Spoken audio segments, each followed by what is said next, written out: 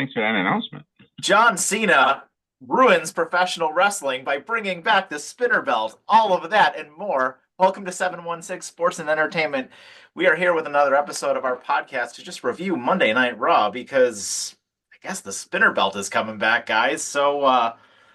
With that, let's just take it away. That promo from Cena. What do we think, gentlemen?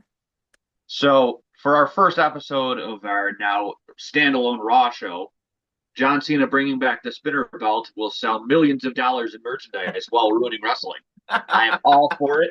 100% a heel move, and it is best for the damn business. And John Cena plans on ruining wrestling for all of us. I don't know what that means, but I guess we're going to have to find out. Absolutely outstanding. I love the promo. One particular part of the segment where he literally kind of just talked the audience into doing the what chant and then proceeded to call them out for doing the what chant. That was absolutely hysterical. He just did a great job, and it was a lot of fun. I don't know. One of the things I'm concerned about though is that he's only announced for one more Raw until WrestleMania, which I believe is next week.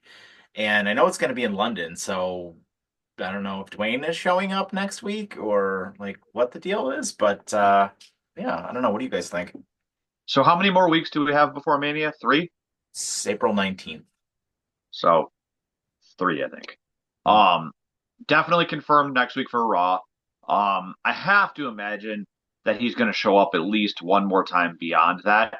And I don't know if they will have Dwayne show up on the episodes he's not there, but part of me feels like for this to go over as well as it needs to storytelling wise, we need to have an interaction with all three of them in the ring.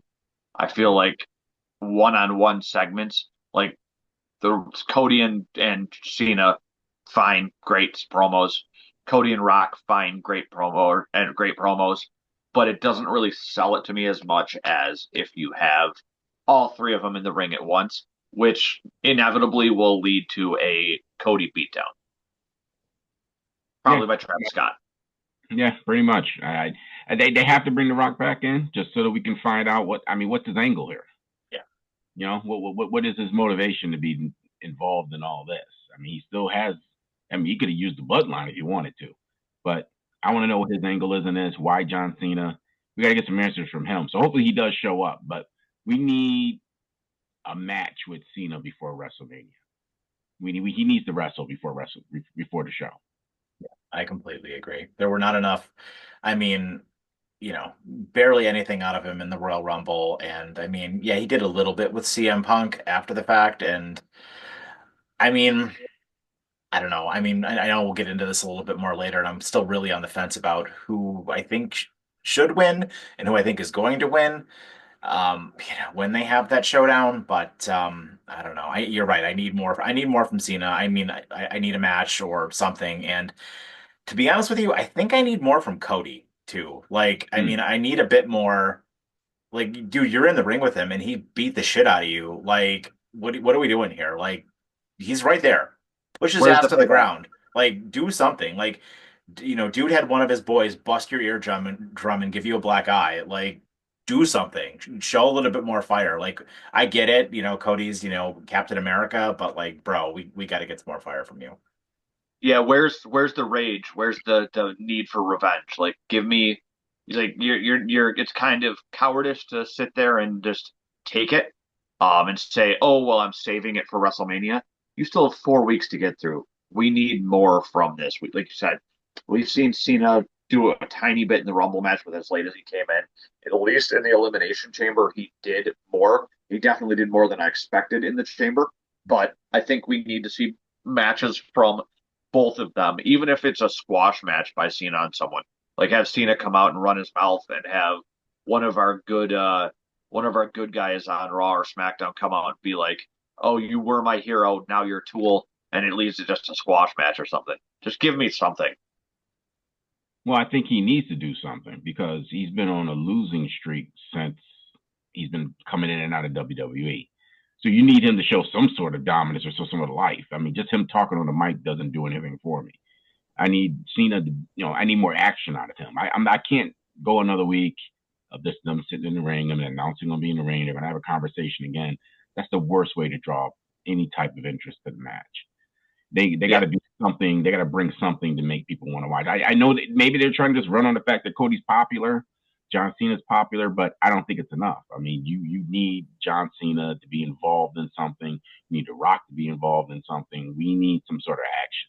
The microphone stuff, that's fine, but I need something. Honestly, give me another beatdown on Cody. That's at least a step in the right direction. But by who? Cena and The Rock. I don't care. Somebody. Even have Rock actually get more involved this time. Hit a rock bottom on him. You know what I mean? Got to be a bit careful, though, because they did that last year. They did that exact angle last year as well to close up before WrestleMania, where, remember that segment where Rock smashed his face and bled him all over the place, like leading up to Mania there. So, yeah, I get it. I think to whoever made the original point about just Cena having to just straight up wrestle, and I think the same thing with Cody as well, even though I know Cody wrestles dark matches and, Cody does defend at pretty much every pay-per-view. I need to see something more from Cody too, like just some kind of fire, because I don't think we're getting it. The beginning of Cody's reign, where he was having matches against like Carmelo and like random fantastic matches. Give me some more of that. Like, they don't have to be matches for the belt, but give me a match every other week out of them. Like even if it's a squash for him, like, give me something. Give me a reason to be invested. Yeah, I mean, especially if he's going to lose, right? Like, if he loses and he's off TV for a while, you know what I mean? Like, there's your top baby face. Yeah. Yeah, they got to give us something to draw us in. I mean, we still don't know to understand the motivation. We know John Cena. But I still don't understand, why would The Rock, you got to give us a reason why he wants John Cena and not somebody else that's related, even some family member, even a bloodline member to have involved in this. Why is he not using them? Why is it John Cena? Or even why exactly did he want Cody? What was his motivation for making that offer to Cody? Yeah. I know, and I'm gonna be honest with you, I'm just gonna take a stab at it. I think that they're gonna build this. I wouldn't be shocked if they say The Rock is doing this to build up Cody. I did this to turn you into who you are now. You need to be ruthless. This is how you can't go around, shaking everybody's hand. You got to be ruthless at some point. Could be the reason why he's doing it. It's best for business. Yeah. I mean, yeah, you're right about that. And I think, him getting the 17 world titles, that's great for business. But I mean, Cody is, their top merch seller. And, I mean, the fans love Cody right now. And, say what you want about, him, I guess, just in general. Like, they've not turned on him at all. I know a lot of the folks who, hated the fact that he left AEW and thought he was going to flop in WWE, really, your Dave Meltzers of the world, right, are just, waiting for Cody to fail. And it's just not happening. Like, I mean, I love Cody. I think he's great. I think he's his champion. His run, he's had a few shaky matches. I didn't love his match with Logan Paul, but I think Cody's had a fantastic run with the belt so far, and I don't, even if he loses, I don't think it'll be his only title reign. Even the match with Logan Paul wasn't terrible, though. I mean, he's facing a guy who's been wrestling for what, a year and a half, and he still put on a main event quality match. Sure.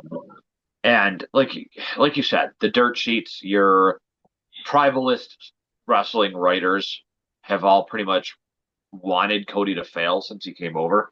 And he's overcome all of that and come back. The fact that the guy who was saddled with the Stardust gimmick has come back and become what he is, that alone is incredible. So I don't know that I agree with your thing, Terrence, with The Rock trying to say, oh, we needed you to become ruthless and all that, when Cody's gotten over by just leaving and proving to the world what he can do. Well, I'm not talking in terms of Cody's motivation. We need to know The Rock's motivation for doing it. It still isn't clear. Right.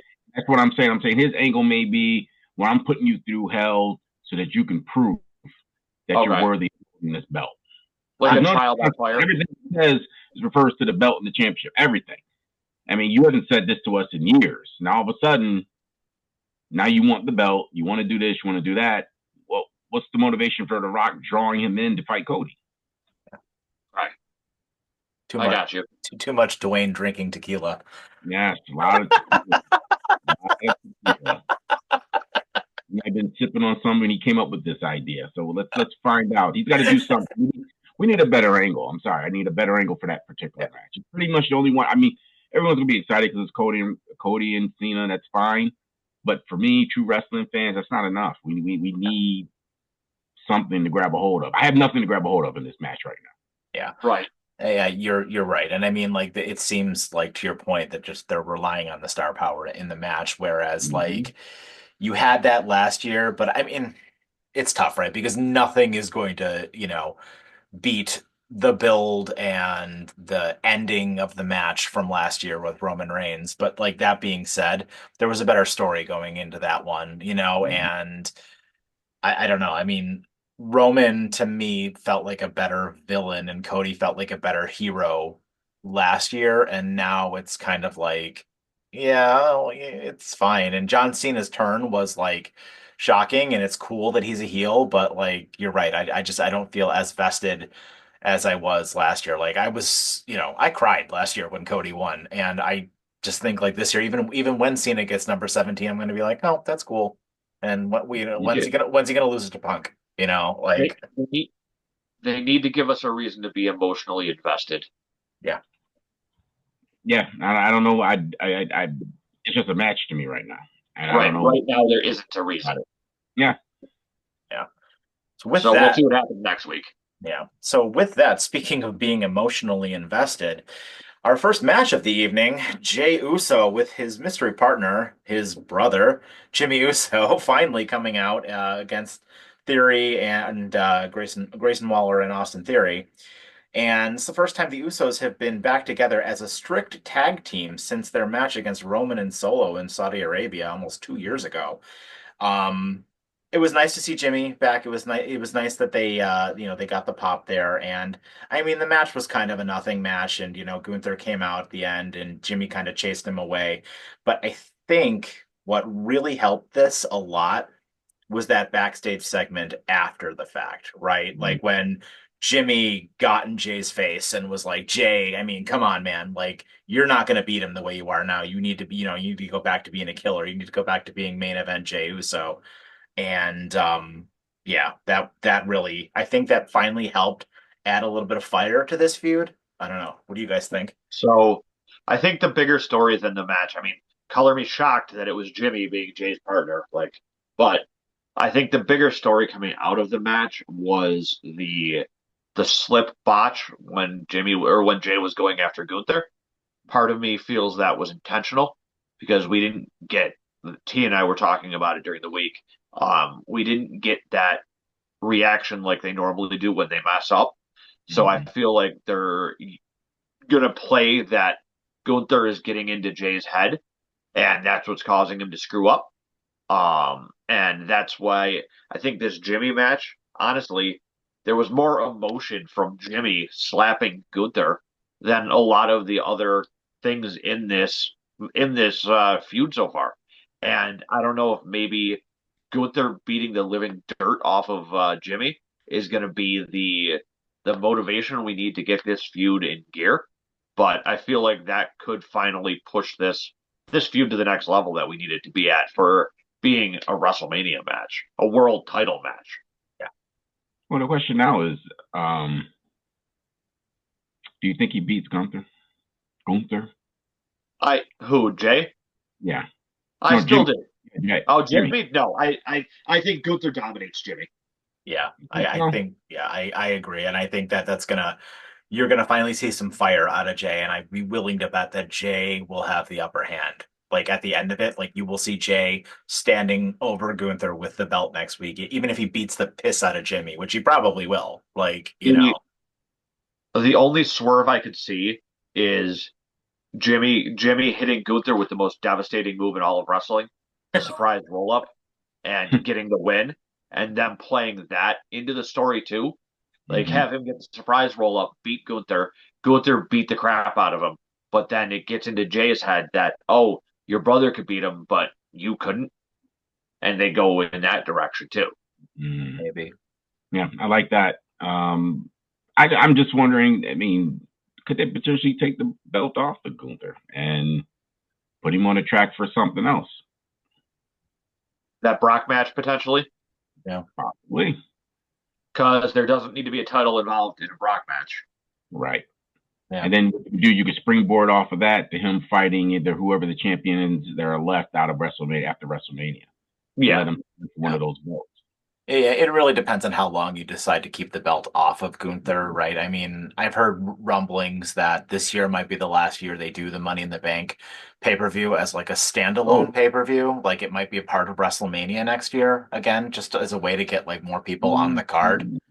So, I mean, I don't know. Gunther doesn't seem like the type of guy I would put the Money in the Bank briefcase onto. I mean, I think like if anything, next year he wins the Royal Rumble, but Money yeah. in the Bank is built for like it never works on dominant heels and it doesn't work on faces. Money in the Bank, the Money in the Bank briefcase is built for skeevy like backstabbing heels Yeah, like the Miz. or Seth Rollins. Yeah, but I also think that I mean, how long are you gonna make WrestleMania now? If you add that in there, now I mean, you're stretching it out pretty far. It's already a 12-hour show. Well, Yeah, I mean, it's I mean, you know, that match alone is what over An an hour. hour. yeah. I mean, it's 2 nights now, so I mean, yeah, having to do a men's and a women's one, I guess, but I don't know. I mean, you've also got a 2 night SummerSlam coming up as well for the first time ever, and you know, Gunther and Brock is a big match to sell a 2 night SummerSlam as well. Yep. Well, I'm going to be honest too. The Money in the Bank hasn't really mattered in a long time. They haven't really done much with it. Yeah. I mean, people are just holding on to the briefcase and holding on to the briefcase forever. Yeah. And They need to I mean, that angle done for me. Yeah, that angle's done for me. like I I love the Money in the Bank match. I love the idea of the Money in the Bank briefcase, but everybody's been succeeding with it lately, other than when they punished Theory. Mhm. They need to have someone win, and they need to have them fail. Well, And Drew failed. did he? Drew failed technically. It was used as a prop in his feud with CM Punk. Remember? Oh yeah. He tried to Mm. cash in on was it Priest, and then he just Oh, he did. No, he didn't. He no, no Priest Punk cashed in on him. Punk cost him. Yeah. He tried to cash in. I think it was in Saudi Arabia, and Punk came in his ref shirt, or no, it wasn't Saudi Arabia because Punk wouldn't go there. But it was one of the pay-per-views. Punk came in a ref shirt and stopped counting at 2 to whoever it was. I think it was Priest that he tried to cash it in on, and he lost. Mhm. Yeah. I forgot about that one. Yeah, they definitely got to. I need them to do more with. If you're going to keep the Money in the Bank, you need to do more with it. I would love if every year they pick some obscure, no main show, but just like some obscure. I don't know, pick one and just have somebody cash in on one of them, just to keep us watching. We're just going to wait now. We're going to wait for either WrestleMania to see if somebody cashes in. Wait for SummerSlam. They only wait for the main shows. I think you should just every year you should not have any. You have no clue where they're going to cash in at. Any one of the pay-per-views they should be able to cash in. Completely agree. I would love for them to incorporate how TNA does like the Feast or Fired match, something along those lines, where there's the multiple briefcases and each briefcase has a contract for a different title, and then one of the briefcases has a pink slip in it. Yeah. I think that's a cool idea to take that sort of match. You know what I mean? I feel like WWE. I think WWE could do some fun stuff with that. Well, I can do without the pink slip. Yeah. But I think the pink slip is funny though. It's a great prop though, if anything, and I don't feel like they've used it the right way to both of your points, like in a while. Whereas like you've got so many wrestlers on the roster right now. Like I'm thinking of Andrade, I'm thinking of Carmelo. Like guys like that would be perfect to put it on, right? Because somebody you want to like catapult into the main event, get him a title win and make him look like $1 million, and then you take it off of him in a pay-per-view cycle. You know what I mean? But like at the same time, like you really, I mean, it's so hard, right? Because it's so good for business to have your big name studs, your Cody Rhodes, your Roman Reigns, your CM Punks. But at the same time, if you want to build new stars, because all of those guys are old, if you want to build new young stars, like you got to do that. And I mean, they took a chance on Tiffany Stratton, and I mean, it doesn't help that like Charlotte's a piece of shit and she's like burying her. But with that being said, right, like Tiffany Stratton's 24 years old. Like she's the future. Braun Breaker is the future. I can see him winning it. Like you need to put it on guys like that, and women like that because that's who you need to elevate. Like you need to turn Tiffany Stratton into a star. You need to turn Braun Breaker and Jacob Fatu into a star because they're your young base that's going to carry your company for the next 15 years. I could see Penta with the briefcase. Yeah. How old is he? He's up there though, right? I think he's in middle age as far as wrestlers go. I think he's like 39 or 40 or something like that. So he's probably closer to the end than he is to the beginning. True. Yeah. Well, with the way wrestling is now. Well, those guys go a long time though too, because He's got another 10 years on his. Yeah, right. Thinking about retirement. Yeah, and then getting into WWE, he'll be around for at least 10 years. Oh, for sure. 5 to 10 years, he'll still be in WWE. Yeah, I mean, what is Rey Mysterio, like 67? And he's like 102. Replacement for Rey. I think he's the replacement for Rey. Yeah, I agree. Our next match then was a quick little match between Lyra Valkyria and Raquel Rodriguez for the Women's Intercontinental Championship. This was a nothing match. I mean, Lyra got the quick roll up. There was a little bit of interference from Liv there. And then right after the match, Bayley comes down for the save after Liv and Raquel started beating down Lyra a little bit. I mean, maybe we get Bayley versus Lyra for the title at WrestleMania. I don't know. I mean, I still think that like you need to do something to elevate this belt because I like Lyra, but she's just not doing it for me. Like you need to put her into a couple of high profile feuds to like elevate this belt a little bit to like really make it seem like it's important because if you're putting her up against like just chumps, like I don't really think it's going to matter. Bayley would be a great feud for her. A returning Asuka would be a great feud for her, right? Like something like somebody like that with a little bit more presence, like should either win that belt or should just be challenging for that belt and have them put on, just some bangers. So this match told your typical powerhouse versus little person story. I mean, Raquel threw Lyra all over, and once again, the most devastating move for the win with the roll up was about the only way that Lyra was winning this. I'm honestly surprised that we didn't see more interference from Liv. And then Bayley driving her dump truck down to save Lyra. I mean, I'm all for a Lyra Bayley match. I think the two of them would be able to put on a very good show. I kind of would like to see Bayley win, but I don't see them having Lyra drop it anytime soon. Yeah, can anybody explain to me what they're doing with Raquel Rodriguez? I mean, you had her in NXT. She's this big, dominant wrestler. I mean, she was going head to toe with what's her name? Rhea? Brain's freezing. What's her face? Current champ. Io? Rhea. Remember Rhea with the big roster? Yeah. So I mean, you turn her into this dominating wrestler in NXT, and you bring her up here, and she's like, first she starts out smiling and I love everybody, and now I don't even get that impression with her with this because of the way they brought her into the roster. I think they probably should have let her go solo and add her into that competition with Rhea and all them. I don't like what they're doing with her. They're almost treating her like she's just just a background person. She's Liv Goon. Yeah, she's Liv's Goon. Like the problem. Raquel's problem is you did the same thing with her at first. Yeah. The problem with Raquel is she's too, I would say, injury prone, but she's got those health issues, which literally flare up at the worst times for her. So she's one of those wrestlers that just can't get a not a streak, but like a decent run going before something happens and she goes off TV. I mean, she can put on a decent powerhouse match, nothing really to write home about, but nothing that's like terrible. But I don't think she'll ever be anything more than a goon character. I don't even see her ever winning a title again, like the even like an intercontinental title. I feel like Mhm. the NXT title is probably the height of what she's going to get to. Yeah, I think I agree with you. I can't see her being like somebody who's going to win the main belt, like I don't think ever. she can carry it.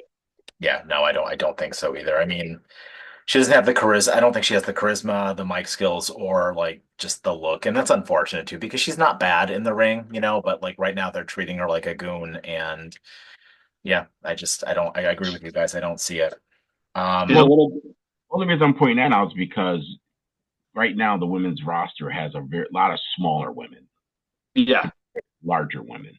So it's weird seeing Rhea wrestling someone who's a foot smaller two than feet them. shorter than her. Times. So I think you do need a Raquel. And you don't have to give her the belt, but you could put her in some major storylines with some of the other ladies in wrestling. I mean, who do they have as far as big ladies? They have Rhea, they have Mm-hmm. Raquel, they have Piper, they Naya. have You throw, Bianca, throw Charlotte Jade. in there. Yeah, so they have 6 or 7 bigger women. I would like to see her start wrestling those guys instead of just being the goon. I mean, she can carry a storyline enough for not to win a belt, but to draw some other storylines. I mean, to give her something else to do other than what she's doing right now. I'm quite frankly, to me, she's not. It's whether she's there or not for Liv. Liv's fine. Liv doesn't need her. Yeah. Yeah, and I mean, I agree. And I think I don't know. Speaking of women at the top, though, our next segment, Io and Bianca came out for another promo between the two of them, which was quickly interrupted by Mommy coming out as well, looking real good, by the way. For sure. And yeah, and then they had just another kind of pull apart brawl. And yeah, it looks like Rhea is going to have a match next week with Io, a rematch if they do that. And Bianca is going to be the special guest referee. So see how that goes. So my prediction is Bianca screws Rhea, which gives us our 3-way at Mania.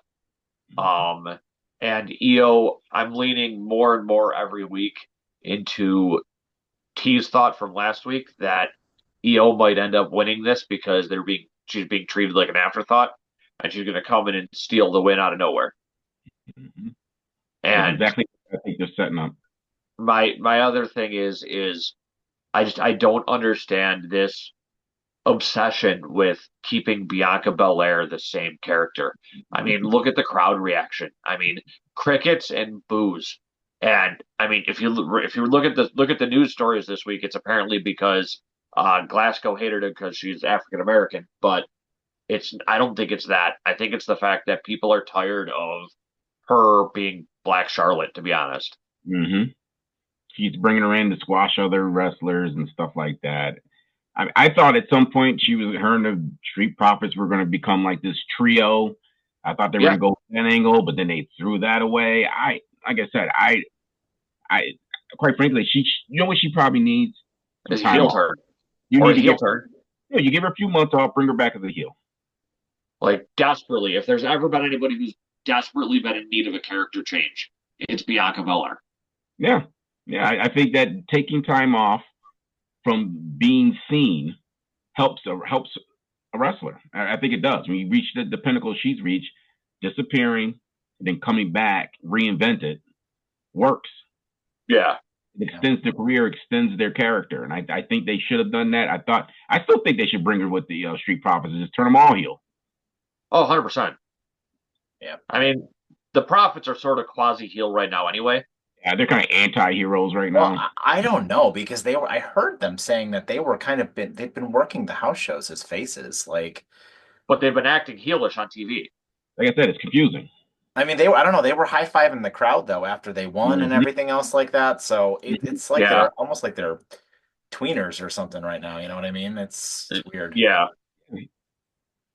And that's what we were talking about last week with the tag team situation. The same thing this week. I mean, What are we doing with it?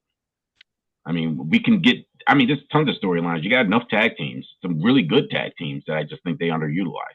I think they just put tag team matches to put them on there because they have them.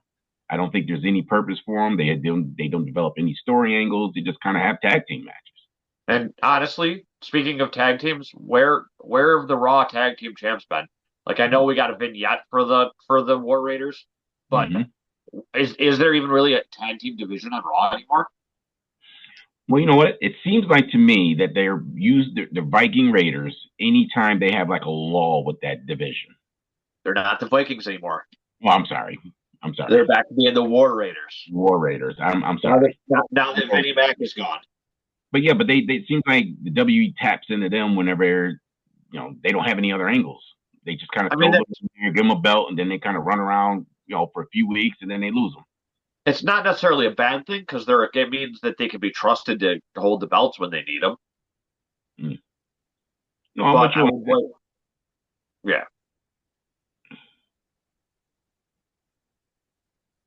Yeah, I completely agree, and I think that we need something, right, for those Raw tag team titles, which actually kind of brings us into our next segment sort of nicely here, right? The heel New Day, which my God has that been disappointing ever since that amazing heel turn.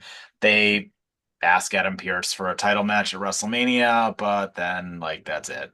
Like we didn't see anything else from that. We don't into both of your points, right? Like we don't hear from hear from or hear about those tag titles at all, and it's I don't know. They haven't reached the pinnacle that they have like since they were defended by the Usos against Kevin Owens and Sami Zayn 2 years ago.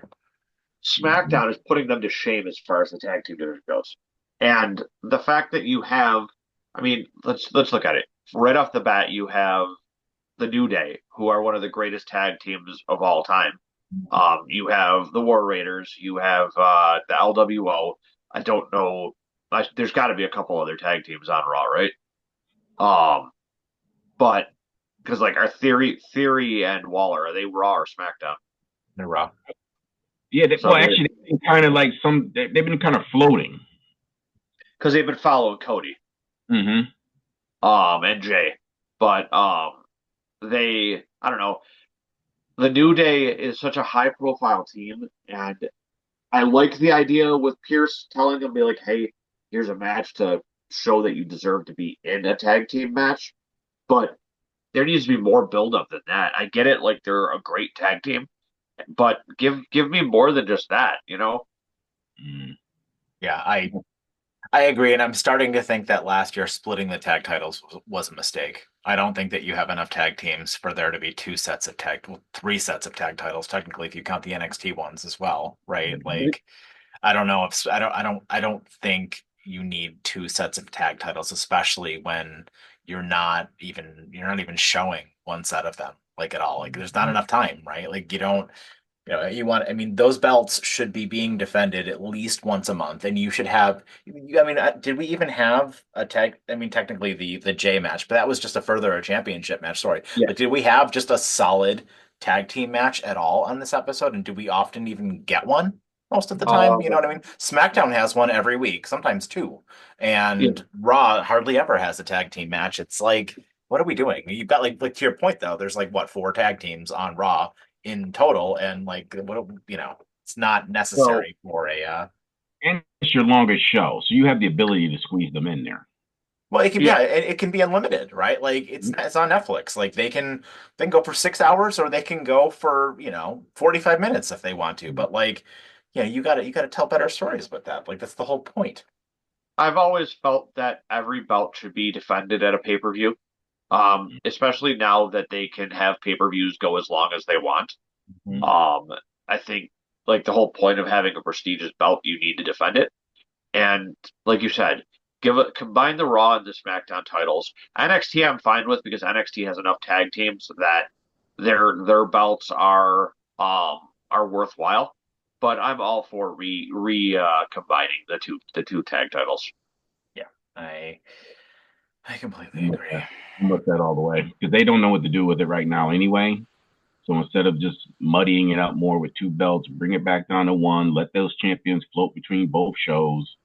And even if you wanted to, because NXT has some good tag teams. Oh yeah. Oh, for Why, sure. why not integrate them into there too? Use them a little bit. Yeah, If you just want to use some of the tag teams in NXT just to make a show on the main roster every so often, I don't see nothing wrong with that. Yeah. Yeah, I mean, completely agree. I mean, it's nice to see. I mean, Ray and Dragon Lee as well too, like to get some of that lucha stuff on there. And I know eventually, and we'll get to the main event with Penta and Breaker in a little bit, but eventually you will put Penta together with his brother when they sign. Oh, And for sure. I hope they don't do it right away, but I mean, that's eventually going to happen. So you do have some tag teams in the pipeline, but yeah, to your point, that's not going to be for a while. But yeah, I don't know. I guess we'll just have to wait and see what happens. But it's interesting, right? Speaking of luchadors, because we did have a really fun debut on this episode, did we? El Grande Americano hailing from the Gulf of America. Like, So God bless the Gulf of I America. And our boy here. Just interesting, interesting, interesting. Sean, take it away with your thoughts. so I don't know about you guys, but I have been a huge fan of El Grande Americano for years now. I mean, the guy's been wrestling the luchador circuit for God, I can't even tell you how many years, and always puts on consistent, incredible matches. One of the best luchadors that I've ever seen. Yeah, I remember seeing him on Underground. Yeah, he did. He had a couple matches on Lucha Underground, correct? I will say this, hands down, it's been a long time since the WWE really made me laugh. And perfect, perfect. I mean, when they show him in all these different lucha matches, and it's all made up. This is the funniest thing I've ever seen. Those were some of the greatest matches of all time. I mean, him versus Blue Devil Jr. I mean, Yeah. like I believe he fought Mil Muertes. I mean, did I mean, I'm wondering if Ted Gable might be related to him somehow though, because they do have a little bit of a resemblance, but maybe they're cousins. And and it was interesting too, right? Because Chad Gable did go to Adam Pearce. Well, Adam Pearce was having another conversation with Ray and Dragon Lee, and presented him with a doctor's note. Looked very serious, and Worried about his health. yeah, he had quite a cough there. So he was not able to compete, but he did suggest to Dragon Lee that a debuting El Grande Americano would be more than happy to take on Dragon Lee, which led us into our next match before the main event there, and it's fantastic. I mean, I like to see Americano in the ring, and Dragon Lee is excellent. They put on an absolutely fantastic match. Some surprising similarities between Americano and Gable's moveset with the German suplexes and the different things, and going up there and doing the thank you. But Well, I interesting, believe he all said enough to say I the believe he same. said gracias. I believe it was That's right. gracias. That's right. Gracias. And what's to say is that Chad Gable. I mean, I hope he gets well soon. We never want to see a man as talented as he is sick Completely. like that. But what's to say he hasn't drawn inspiration from Americano? Master I mean, Gable. Yeah. like, How about the fact that he was even using lucha moves in the ring? Yeah. I was dying until the end of the match when he started doing his Chad Gable stuff. He was doing lucha moves. In the ring. I'm like, great. I don't know what you're talking about. It's Chad Gable still. Terrence, whatever. I don't know what you're thinking.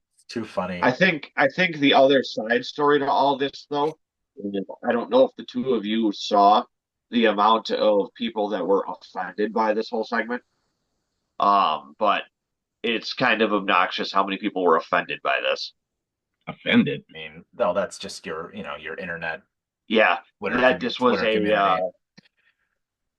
that it was a disgrace to lucha history, and because they said he hailed from the Gulf of America, the amount of tears to it, I think, like the whole point of wrestling, suspend your disbelief. Like you're here to have fun, like, and when you have a character like this where they're intentionally playing into like tropes on it, like don't take it so seriously. It's meant to be a good time. Well, and they also had like, I mean, even Rey Mysterio straight up called Chad Gable an idiot, like right on the show, right? Like he was like, You're an idiot. Like we know what you're Right. doing. We know who you are, you know." And so, like to your point, they're not taking it seriously. Like it's meant to be Yeah. comedy, you know, and like yeah, you know, we're you know, one thing with this channel, as you guys will see, as we talk about, we will try to avoid getting political on a lot of things here, you know. But with that being said, to your point, yeah, it's you know, you can't do comedy without somebody getting upset. So, you know, but And honestly, I think the best swerve that's going to come out of this is when it turns out it's not Gable at all. Well, they played up to the fact he pulled off the mask, so his mask will be pulled off at the match. Yeah. Probably WrestleMania. They're gonna rip it off his face, so you see it's him. But I'm gonna push back on the social media thing. I don't. I think this is exactly what WWE wanted. They want you to be offended. They want you to feel something. true. Now Yeah. you'll hate watch the match if you're offended. You're gonna watch it. Yeah. There's no bad publicity, right? Like, None. yeah, None. That's a valid point. yeah. I I completely agree. I mean, yeah, no, I completely agree. Speaking of bad publicity and folks who just can't stay out of their own way, Mr. CM Punk came down for a promo next, and boy, oh boy, did he love taking another shot at AEW in his promo there. Just Working with children. working with children and you know, I did like some of the things he had to say though. I mean, you know, CM Punk is always an excellent promo.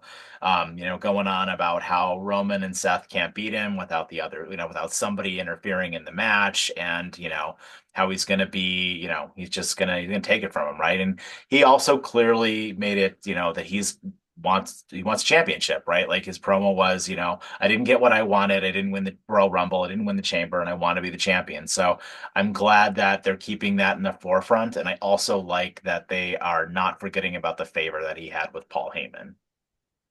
I'm a big fan of the fact that he referenced his promo from his first night back, where he basically came out and said he was here to make money and nothing else, and he was not here to play games or any of that.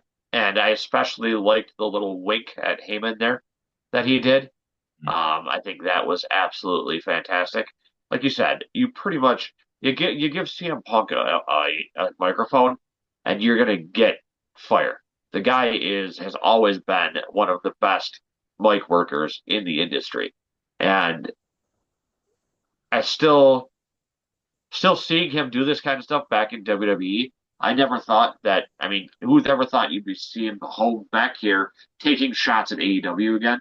Mhm. And this match is going to be fire.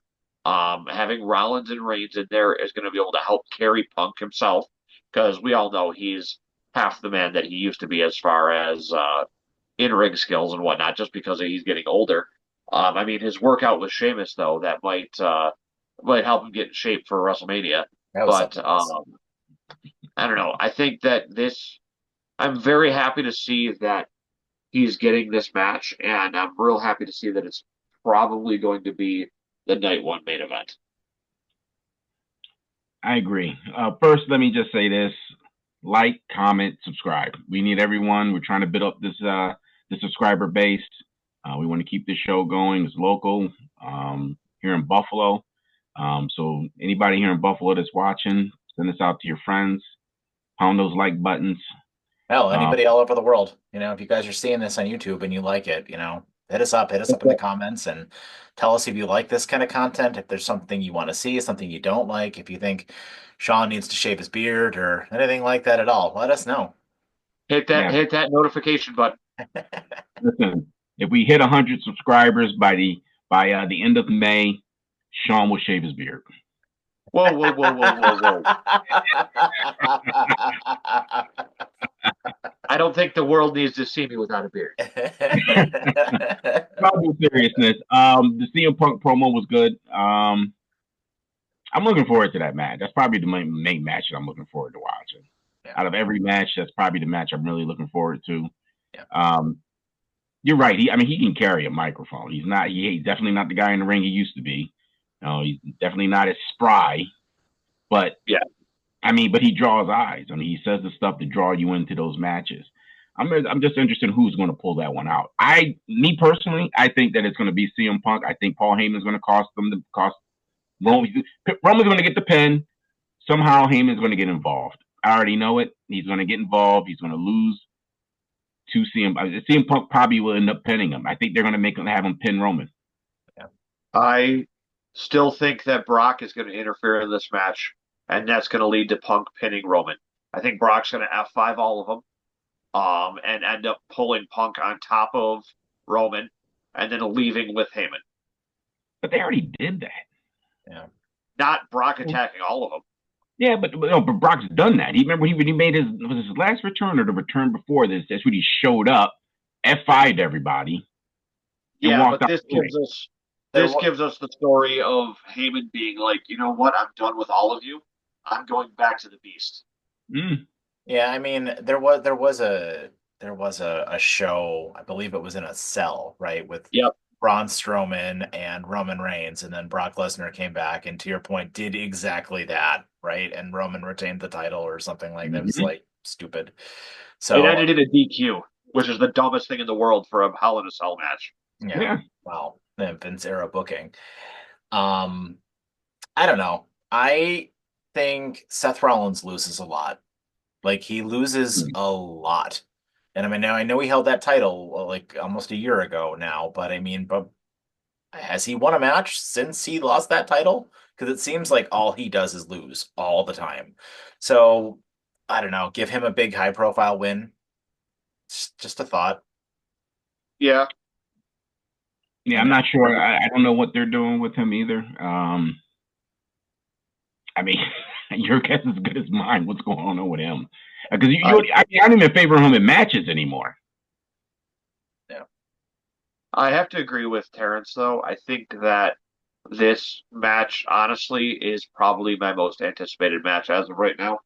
Unless Americano gets a match, that's the only thing I think that'll beat it. But you're right. It's really tough to tell because any match Roman is in, I mean, you can never count Roman out because it's Roman. Rollins has taken a lot of losses, but I don't think the losses hurt him simply because of his ridiculousness and the way the fans love him and his stupid outfits and that song. I don't think the losses hurt him as much as they would other people, but part of me feels like he could be due for a high profile win. But then Punk's first main event. Like, do they not give it to him? You know what I mean?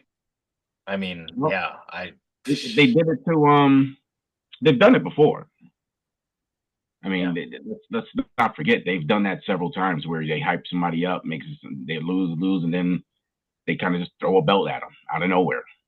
Yeah. Yeah, I mean, to both of your points, right? Like, Punk has lost like what, one or two matches like since his return, and I mean the same thing with Roman Reigns. Like, I can count on one hand the amount of times Roman Reigns has lost in the last 5 years. You know what I mean? So yeah, I don't know. I think this match is going to be awesome. It's one of the ones I'm looking the most forward to on WrestleMania weekend, and yeah, I think it's gonna be great. But hell, I mean, I think just the SmackDowns leading up to this for the next 3 or 4 weeks until WrestleMania are gonna be fantastic. I mean, that brawl last week was spectacular. Mm-hmm. Oh yeah, they kept that going too. Yeah. Yeah. So that took us into our main event, which was kind of, played out throughout the course of the night as we saw some backstage segments with the Judgment Day, as they were trying to recruit Penta into the Judgment Day, and Finn still doesn't seem to want anybody else in the Judgment Day. Dom, kind of acting like the quasi leader of the Judgment Day, although it seems like there's going to be some kind of breakup between him and Finn eventually, which led us into a barn burner of a match between Penta and Braun Breaker, which was fantastic. And I think based on the way it ended, we're going to get a fatal four-way. To your point, I think, Terrence, you said that last week.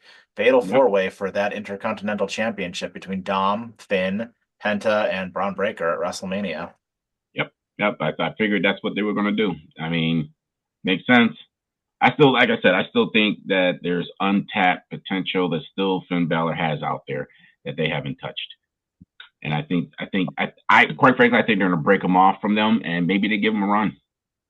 Maybe they bring back the Prince and they make him give him a run. So I think that I agree this is going to lead to a fatal four-way. However, I think the winner is not going to be who you expect. I think Dom is going to leave with the title. It's possible. I mean, that'd be the biggest shocker in a long time in WrestleMania. The work that Dom has been putting in has been absolutely fantastic, and I think it's about time that they reward him for it. Yeah. And the nice thing about it being a fatal four-way is that everyone can leave it still looking strong. Mm-hmm. And my prediction is Dom is going to get the pin on Balor for the win. Let's see it. I like that.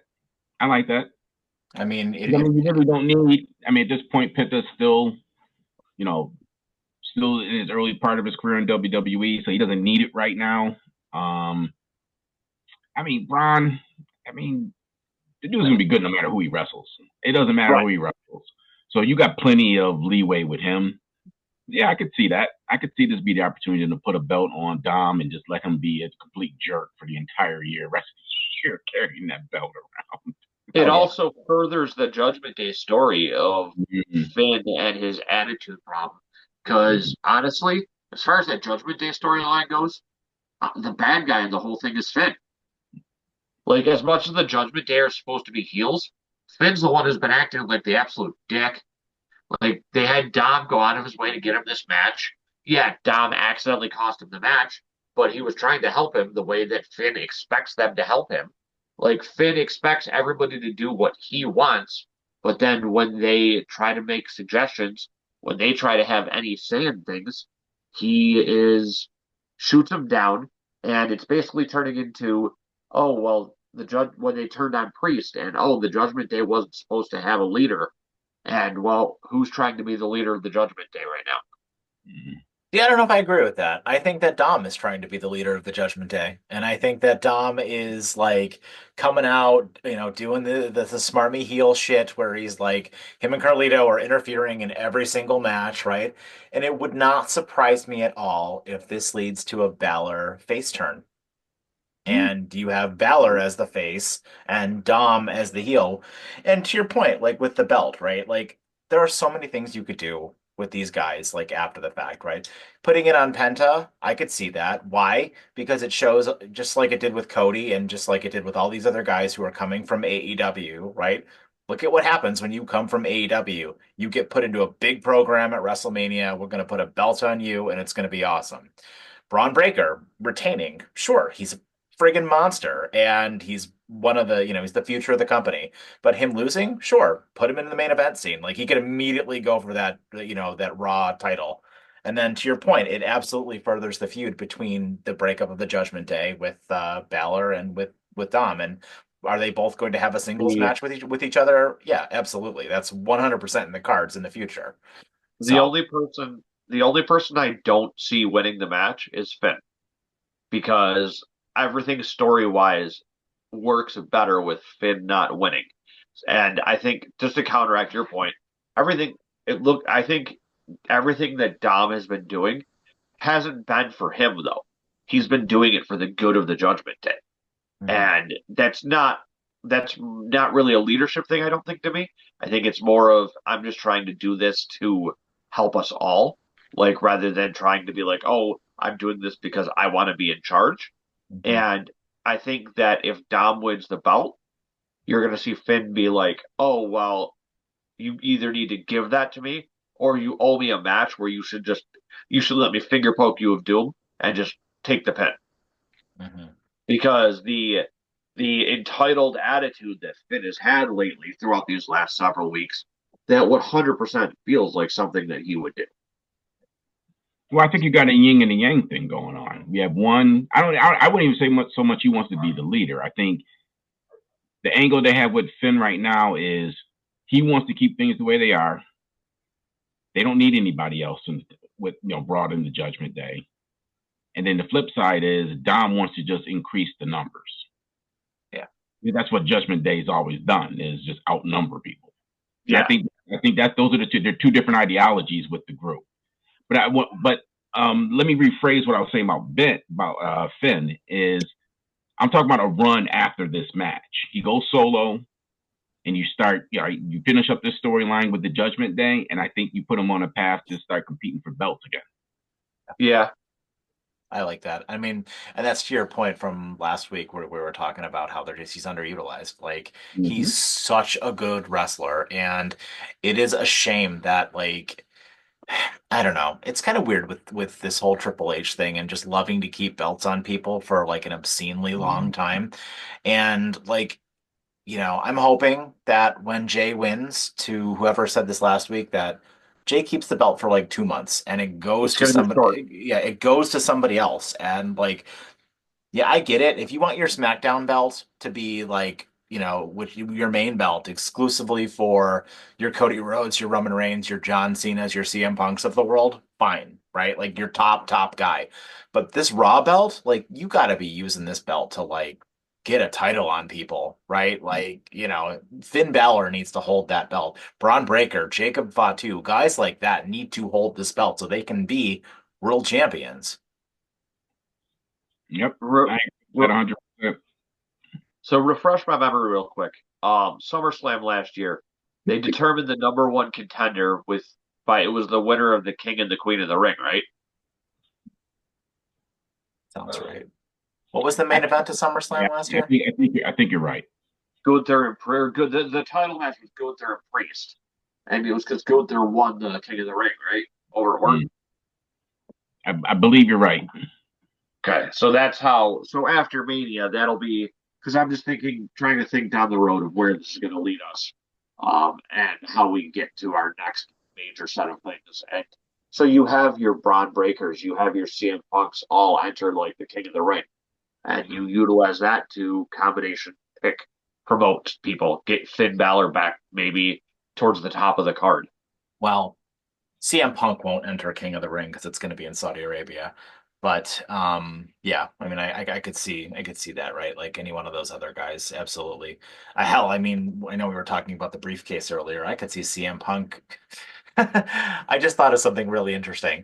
So CM Punk and John Cena had a match 12 years ago at with the Money in the Money Bank. in the Bank I don't know, remember if the briefcase was involved or not. No. But would it not be poetic if John Cena instead won that match and then hopped into the crowd and blew a kiss goodbye? Would that not be complete full circle poetic? And CM Punk was the babyface trying to save the WWE in the title.